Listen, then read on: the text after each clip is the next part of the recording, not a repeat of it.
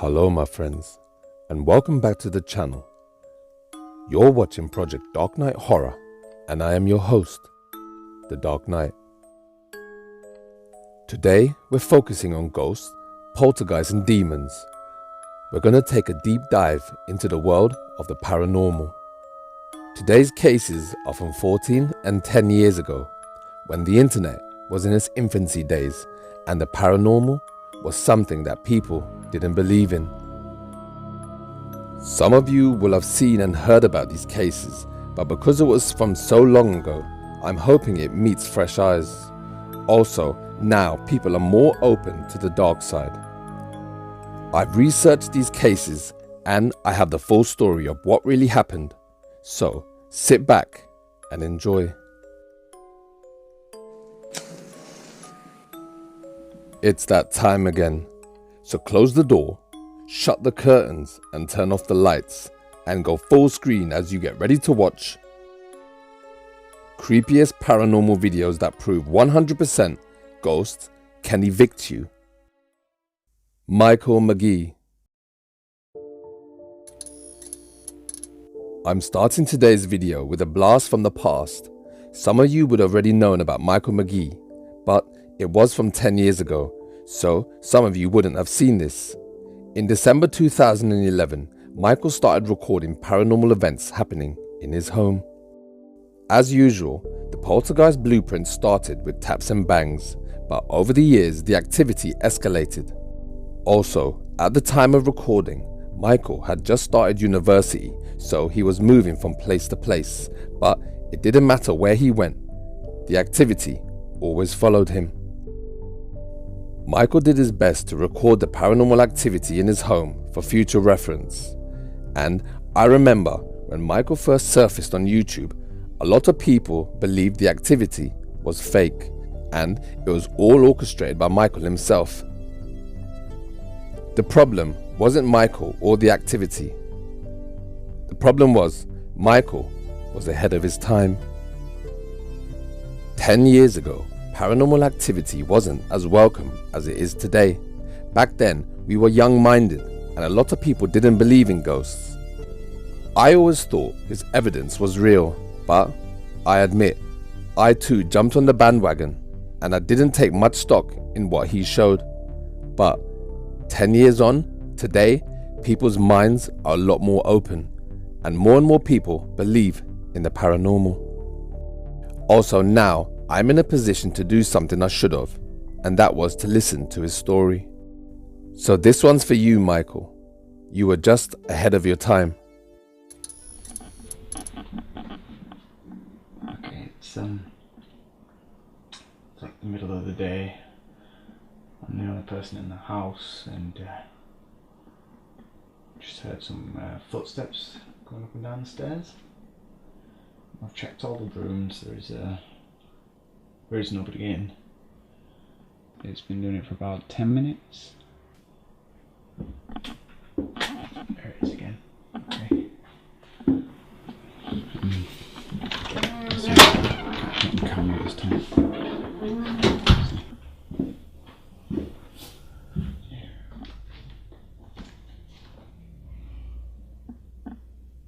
Nothing there though.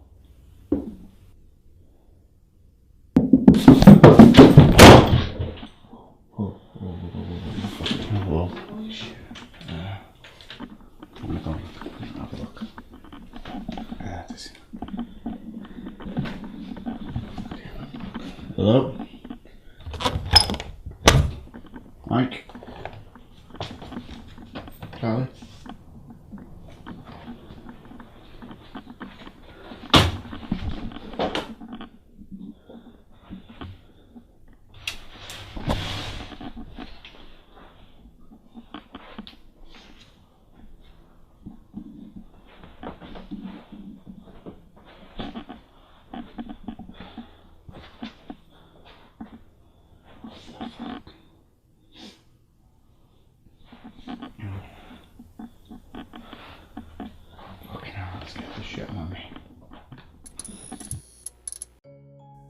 So Michael's haunting was different to a lot of others that I've seen.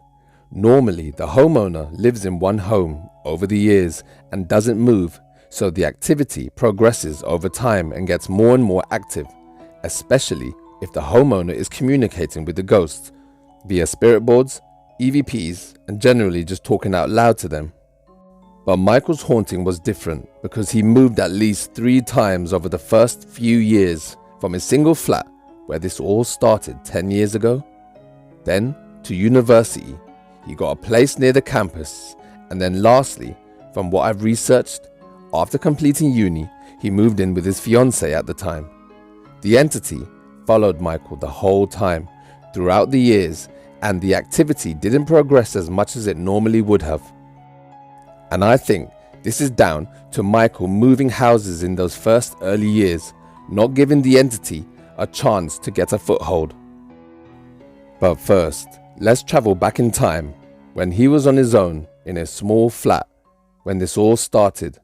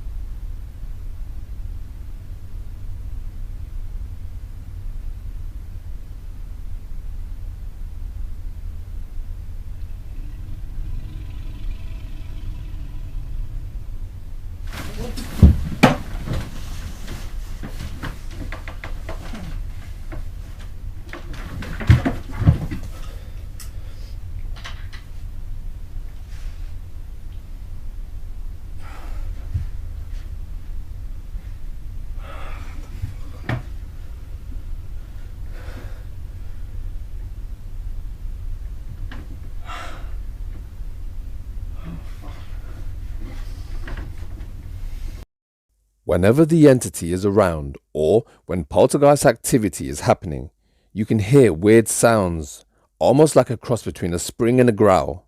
As the entity stands over Michael, you can hear it. Listen.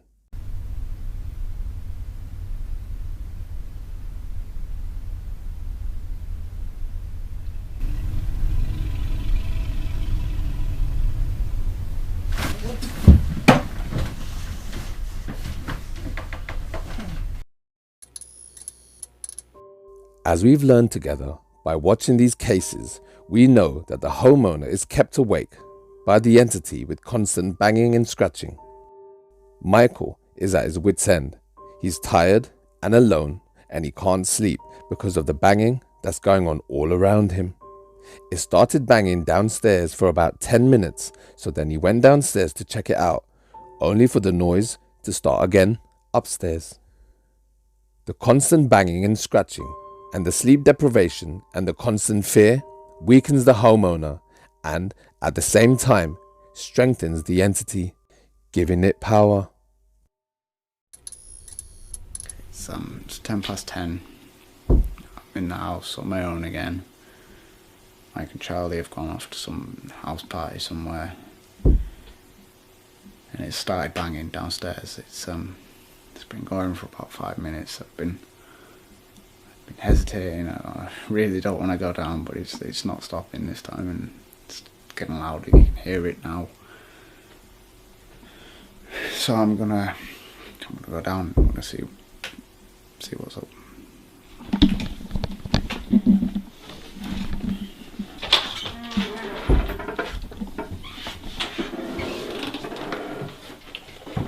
Hello? Mike? Charlie?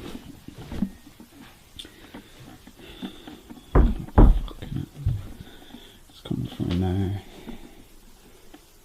Actually, kind of sounds like it's coming from outside. Can't see. Hello?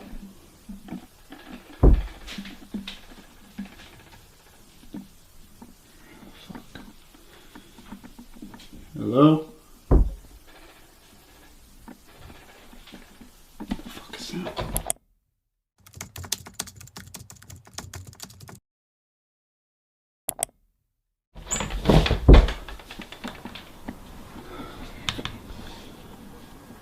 Hello?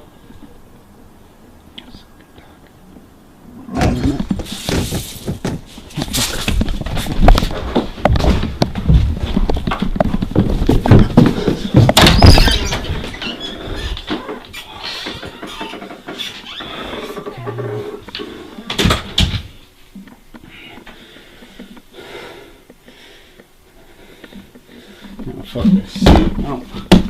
One more. Oh,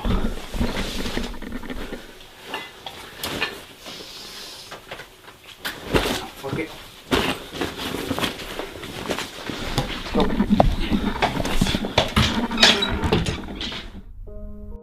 That night, after finding his bedroom in a mess, Michael had had enough. He packed a few essentials and headed out to stay with his friends for a few days. He stopped posting for more than a year. He started university and a new job and tried to put the whole mess behind him. But it wasn't to be. The filming might have stopped, but the activity never ceased. He'd hear noises, footsteps, and throughout the night he'd hear scratching. It didn't matter where he was, at his flat or his friends. He even moved home twice since university, but both houses had the same activity, meaning it wasn't the house that was haunted, it was Michael. We now join Michael 1 year on.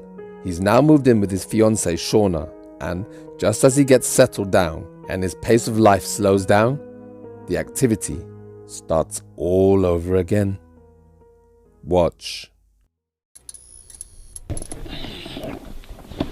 Oh, just a really quick update on this one. It's 8 o'clock in the morning. Shauna's just gone to work. I was sat upstairs doing some work on the computer, and I come down to find this.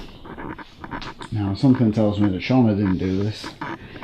I'm pretty sure she'd have come up and accused me of doing it if she'd have found it. So it's happened between her leaving at 7 and well, now really. There didn't seem to be any particular pattern to it. It's literally just been pulled out as it is. The door's flying over and cable's still half attached on the PlayStation.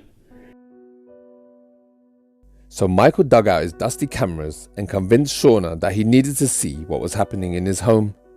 It's a case of better the devil you know, I guess.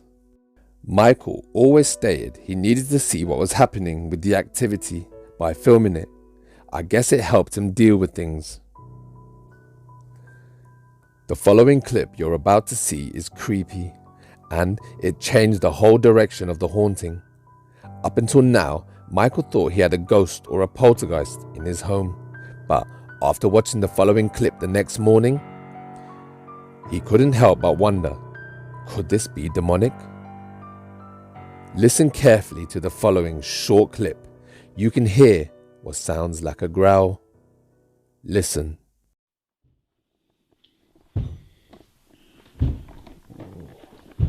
Sorry, it's getting louder.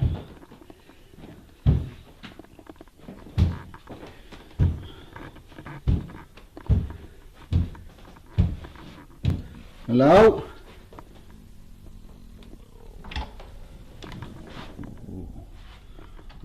Hello?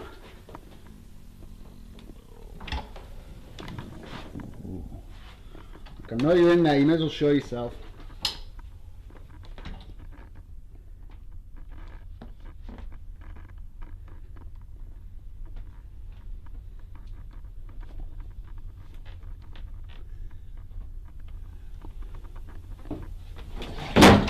Oh.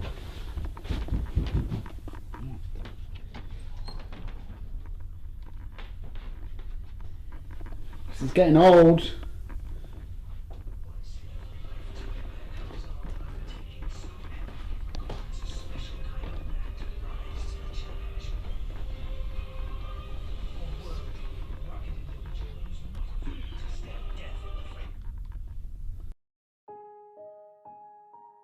Now, a lot of you guys would have seen this, but I'm hoping some of you wouldn't have. Michael places a fruit bowl onto the floor and it moves across the room. Now, when I first saw this all those years ago, even I thought it was fake. With everything I've seen and heard, ask yourself, is it possible? You all know I love the paranormal and all things horror, so I have to believe this could be real. Make a note that Michael stays in the shot the whole time and the fruit bowl never leaves the screen. So, what do you think? Let me know in the comments. Apples in it, it's metal, there's nothing, I mean there's no attached anywhere, it's literally just the fruit bowl. It's the heaviest item I've been able to get to do anything. Any heavier, it just doesn't move anyway. Basically I put this on the floor and you know, I mean I called out to it, asked it to move, and it worked. But I tried again, but this time I didn't even have to ask for it, it just kind of moved it by itself. So I'm going to show you again. I'm going to do it again, but I'm going to show you how it looks basically. Okay, so as a disclaimer for all you skeptics, there is nobody around. There's only one entrance in, so no one can come in. We've got the stairs, there's no one in. And down there, it's literally just me in the house. And I'm just going to point at the floor there, tighten this up. Okay, now for the skeptics, I'm going to stay in camera, just so you know it's not me who's doing it. Yeah, there we go. Okay. Where can we put it? Yes. Okay.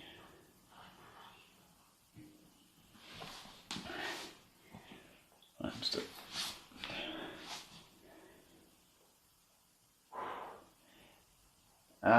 If there.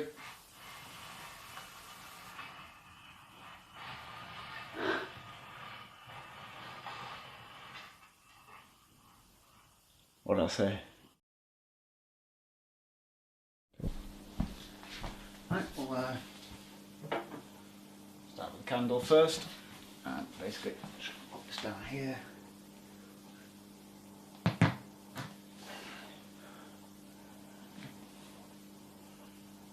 Okay, if there is anything here, can you please move the candle for me?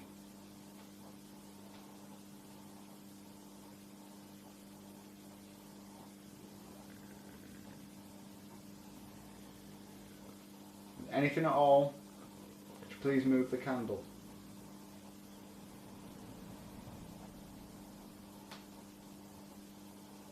No, that's strange. I thought that one would work. Not to worry. Okay. Wasn't sure about this one, but I'll give it a go. If there's anything in this. Whoa. No. See that? There's no strings attached.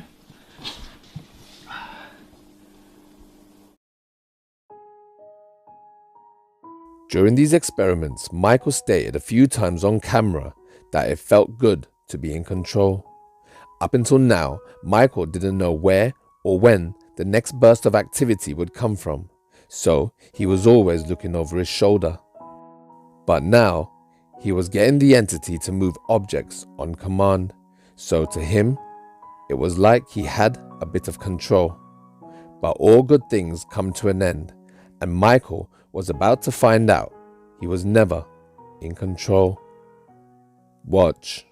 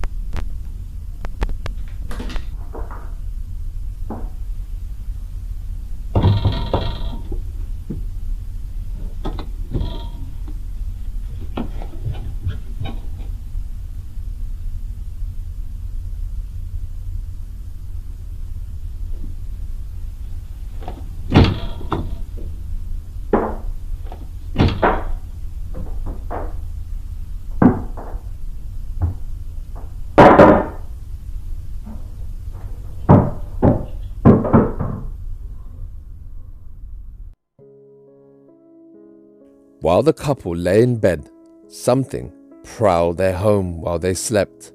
Michael found out over time that the activity would always start about 3:30 a.m. Now Michael knew he wasn't in control, and he started to realize that he was in danger. The activity was starting to take a more sinister agenda.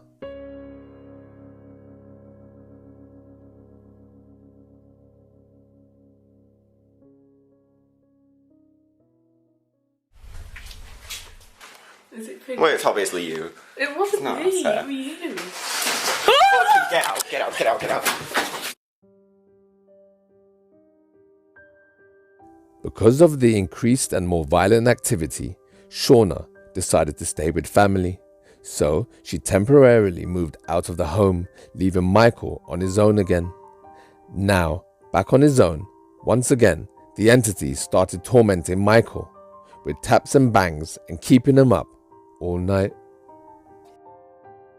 The noises came from the attic right above Michael's bed. This went on for 2 weeks, keeping Michael awake every night. This felt very personal to Michael.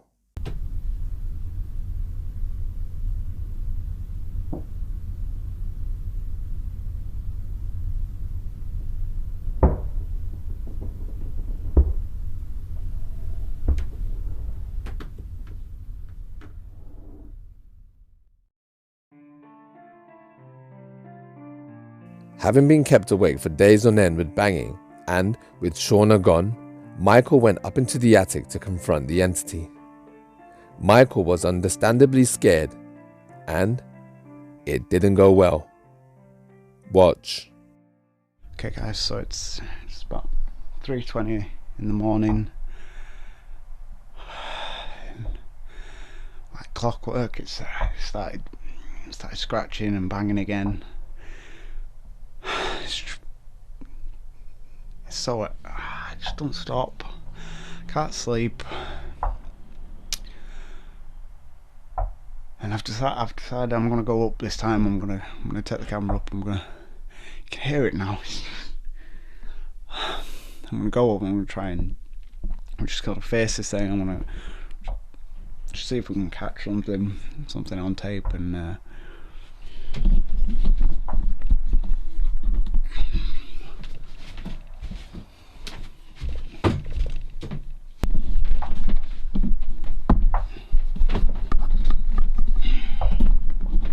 Cardboard box hit Michael right on the head, and I don't care who you are or how big and tough you claim to be, when you're having paranormal activity in your home and you're all by yourself in the dark, and on top of that it's 3:30 a.m. and you haven't slept for days, this can be a really scary experience. After this, Michael decided to sage the house. Like I said before, this haunting was years ago, and I don't think Michael did the ritual correctly. It could be down to lack of sleep or the lack of experience, but Michael didn't have any help. He was totally on his own.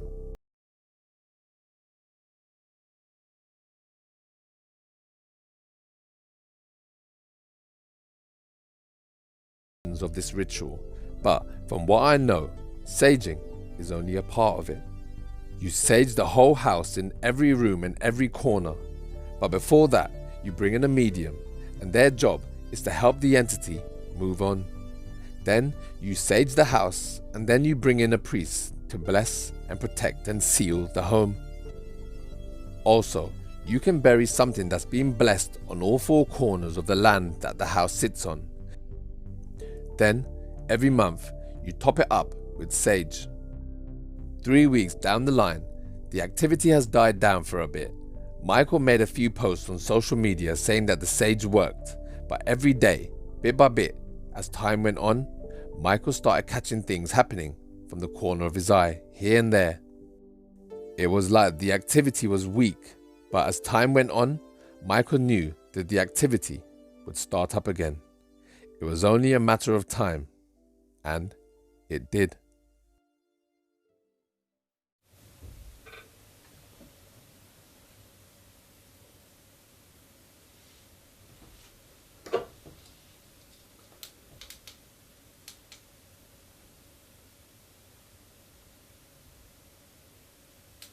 That sounded fucking close. I'm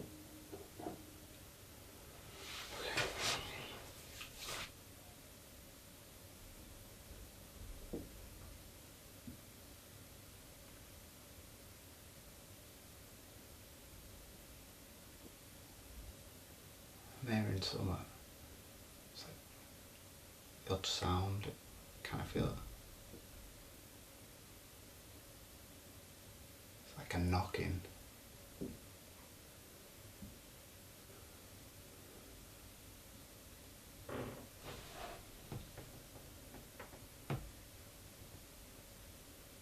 I heard something.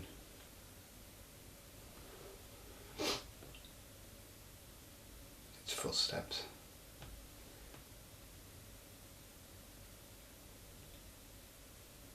I need to turn around, but I can't do it.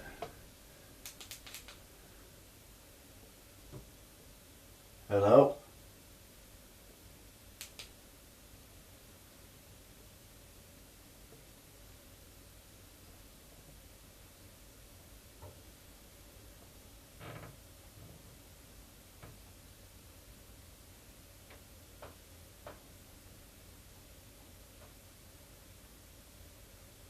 If there's somebody here, can you knock on something?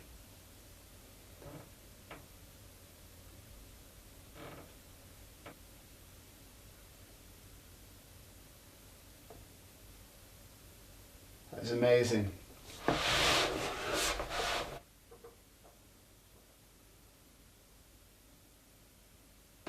Oh.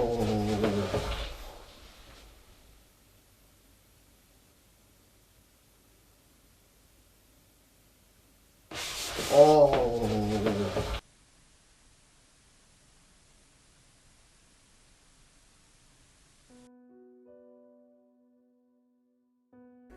Michael stopped posting 2 years ago.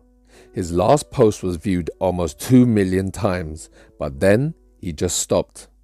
The activity started up again, and Michael came to the realization that filming and communicating with it only fueled the activity. I only showed you a fraction of Michael's videos, so if you want to watch the full haunting of Michael McGee, I suggest you go check out his YouTube channel. I highly recommend it. The full story of the Pantry ghost. My next case is also a golden oldie from 2007, and this case comes with a warning. Some of you would have already seen and heard about these videos, but because they are from 14 years ago, and also because YouTube is so vast, I'm hoping that there are still some viewers out there who haven't seen it and do not know about the Pantry ghost. Jody, what are you doing? Waiting for you. When are we gonna go see the movie? After we eat, we'll go to the movie. My dad is in town. Mike Webb, say hello. Hello, say hello. Hello, and my new mom. Can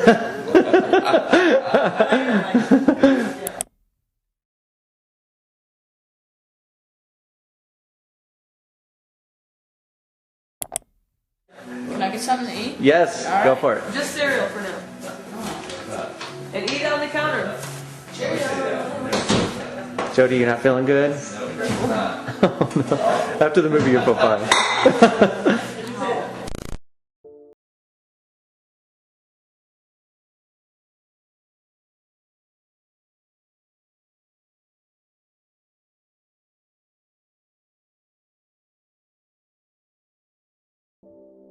In 2007, a family man uploaded a series of videos about paranormal activity happening in his kitchen. Every morning, he'd wake up and see the pantry door wide open. There were no vents or drafts, so day after day, night after night, John was perplexed. So one night, before going to bed, he bought and set up a camera and placed it in front of the pantry door. This is what he caught. John issued a warning to anyone watching these videos. Do not zoom into the face of these ghosts. He made that mistake, and for months afterwards, he had terrible nightmares of that face. Also, It seemed that he had run into a spate of bad luck. He lost his job, his marriage broke down, and his family was split up. Even to this day, John blames the terrible things that happened to him because he zoomed in to the face of the pantry ghost.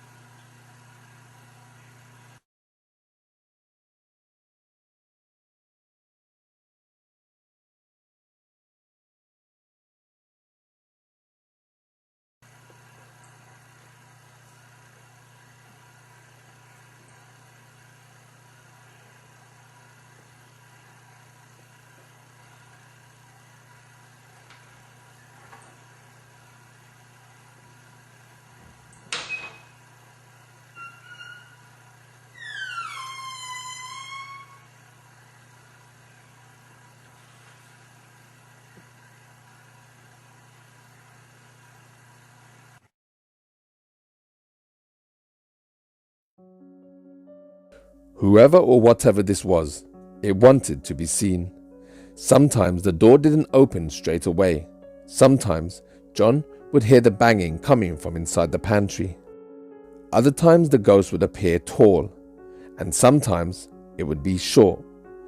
John zoomed in to the face one day, and that's when he noticed the face would change. Sometimes it would appear to be that of a man with a long nose, and other times you can make out the features of a little girl. Then, a viewer called one night from Sacramento arguing about the validity of the videos, stating that they were fake and that the pantry had a secret compartment. So, John invited him to the home to see firsthand what he claimed was fake. After days of filming and with nothing to show, finally something happened.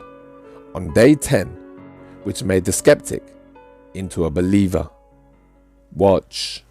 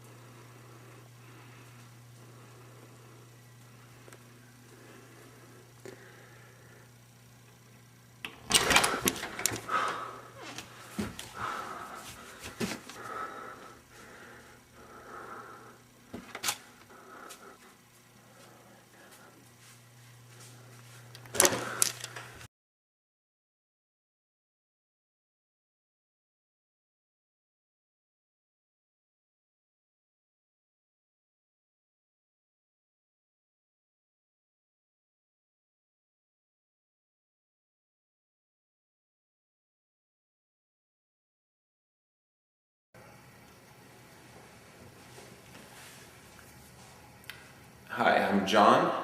It's day 10, 12:03 a.m. Still nothing happening.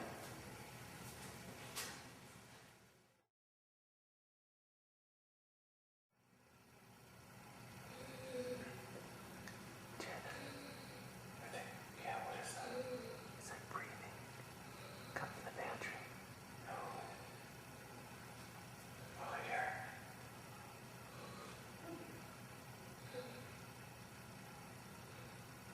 Oh my god. Oh my god. Go, go, go, go. Oh, man. Go up. Go, go. Go up. What the hell is that? Do you feel anything? I feel it. Let's go. What the hell is that? Oh my god. Oh my god, dude. The hell is that? Oh shit. Oh my god. Oh my god. Go, go, go. Whoa. Go in. Go, go.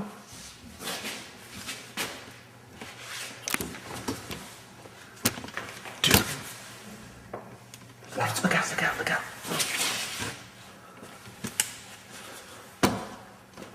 Oh my god. What the? I don't know. That's crazy.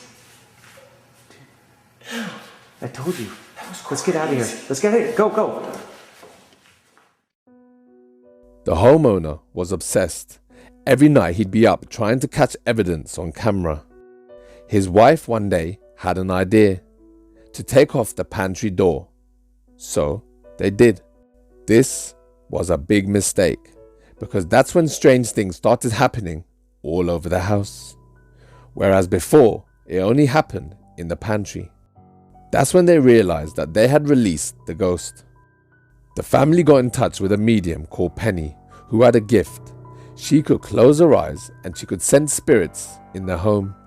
And furthermore, she could determine if the entities were good or bad by the spirit's energies, and she could draw what she sensed. And this spirit in John's home was bad. This is Penny's impression of what was haunting the family home, and its name was Mabel. Now the family had a face of what the entity looked like.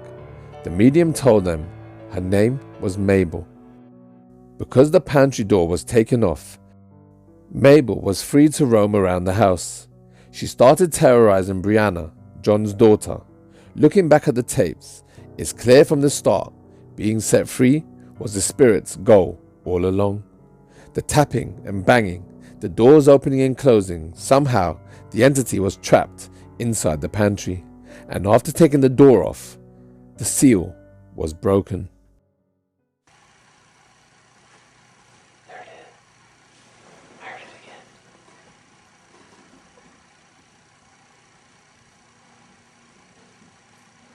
Stay here. Stay a minute.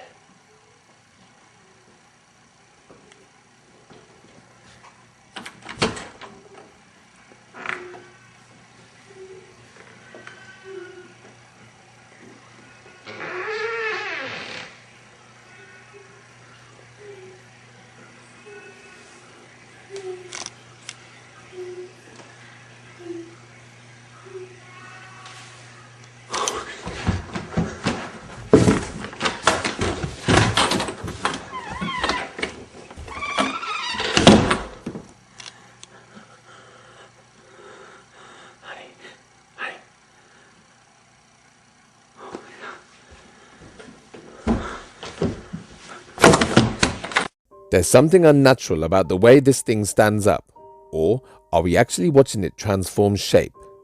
Watch.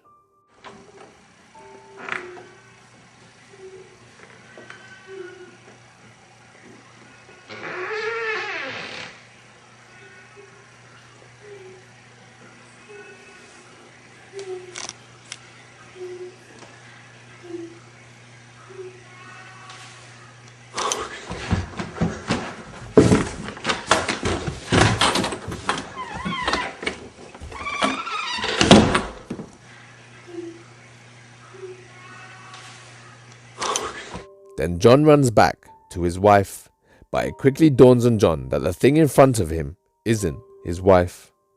Watch how it zigzags towards him, almost like it's stalking prey. Watch.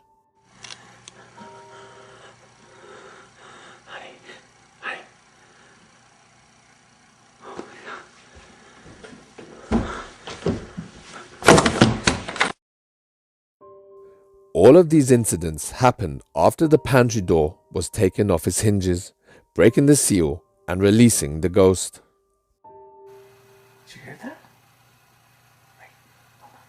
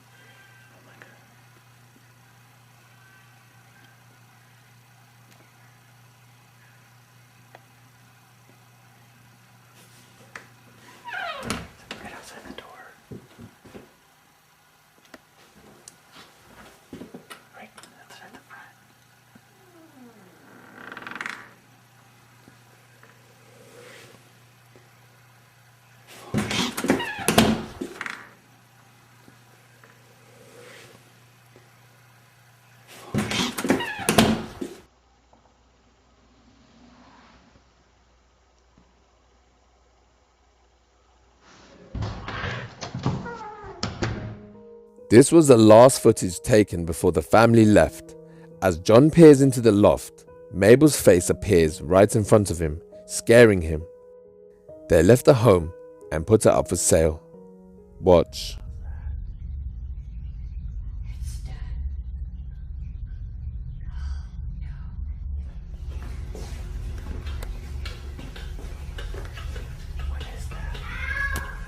Ariana? Ariana?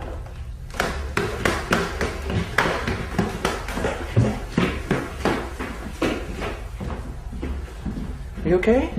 Mabel pulled my hair. Oh no.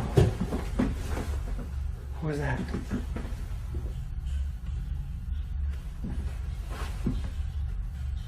Sound like it's coming from upstairs.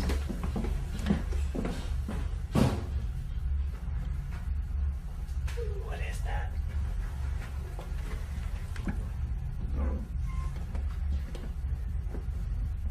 I heard it again. It's coming from the attic. Give me the chair.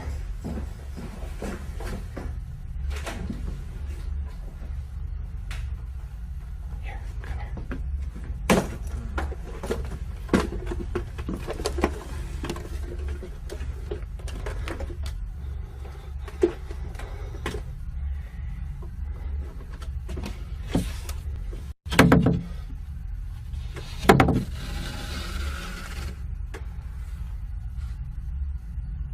I don't see anything.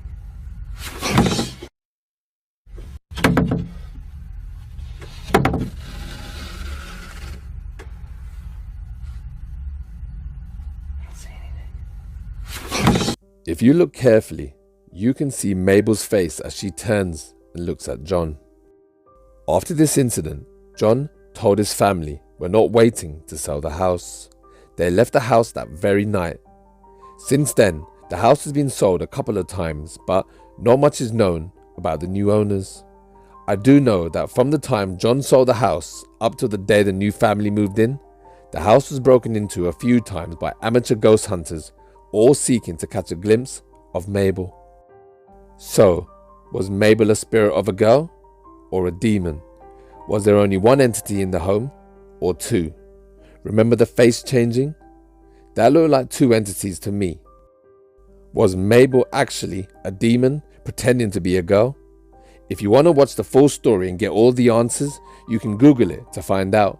Just type in the Pantry Ghost documentary.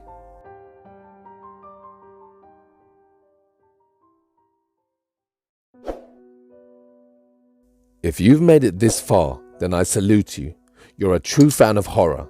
So, if you're interested in ghosts, poltergeists and demons, serial killers, psychopaths and true crime, cursed objects, torture museum and randonautica, then Project Darkknight Horror is the channel for you. I want to take this opportunity to thank all the people at the beginning of the video who sponsors my channel by joining Project Darkknight membership each month.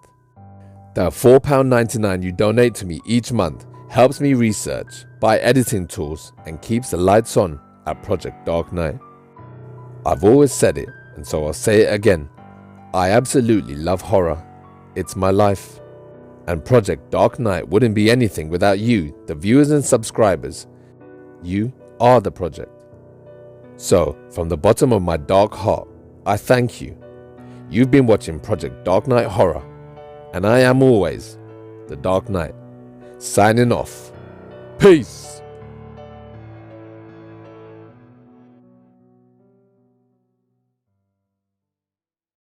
Don't ever laugh as the hearse goes by, for you may be the next to die. They wrap you up in a big white sheet, from your head down to your feet. They put you in a big black box and cover you up with dirt and rock.